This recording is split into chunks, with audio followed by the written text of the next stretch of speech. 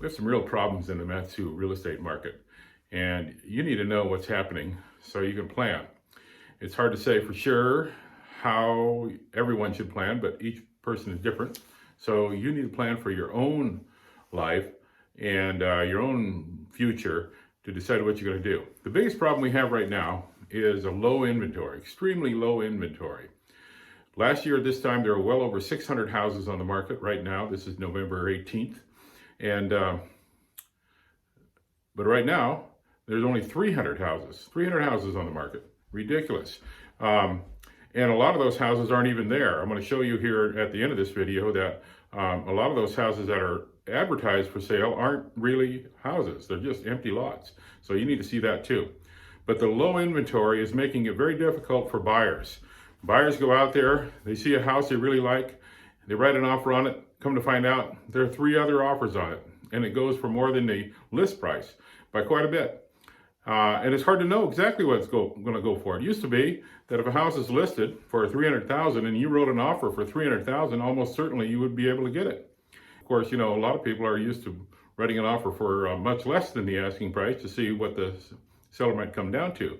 But that's not going on these days. Some houses, if their house has been on the market more than 60 days, you know, try something lower. But if it's only been on the market a week, you're not going to get it for lower than the asking price, probably at all. You're probably going to have to pay more than the asking price, most likely, especially if you have competition for sure. You're going to have to pay more than the asking price. So the number one problem we have is low inventory. Believe it or not, the number 2 problem is low interest rates. Now, you might not think that's a problem, but low interest rates are part of what's causing the low inventory because buyers are trying to take advantage of it. They know these low interest rates are not going to last forever. They're below 3%. We actually saw them down almost at 2.5, but right now they're about 2.8. Change every day. That's important for you to know that interest rates change every single day. And so if you get a house under contract, you might want to think about locking your interest rate in. But the low interest rates are actually causing a bottleneck everywhere else because you know what else is going on?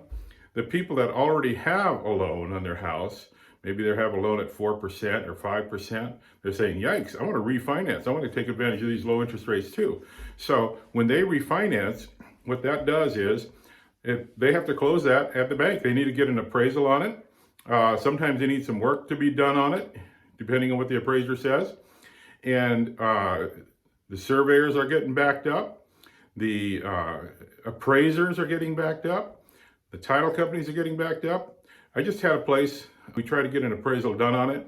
It's a little bit of a tricky house, but normally would there be no problem ordering an appraisal on it.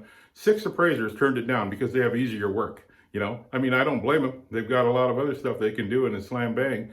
But this one here is going to take some work and we can't get an appraisal done. And then once we get it into the title company, we can't get it closed. So low interest rates causing a problem. Another problem is that too many pending contracts. Do you realize we have almost 500 pending contracts in the Matsu Valley right now? Normally we have about 200. Actually, there's about 485 as of Monday. And we were 500 or so just a couple of weeks ago. And so we're pending somewhere between 35 and 45 houses a week are going up under contract. And we're closing somewhere between 40 and 50 houses a week.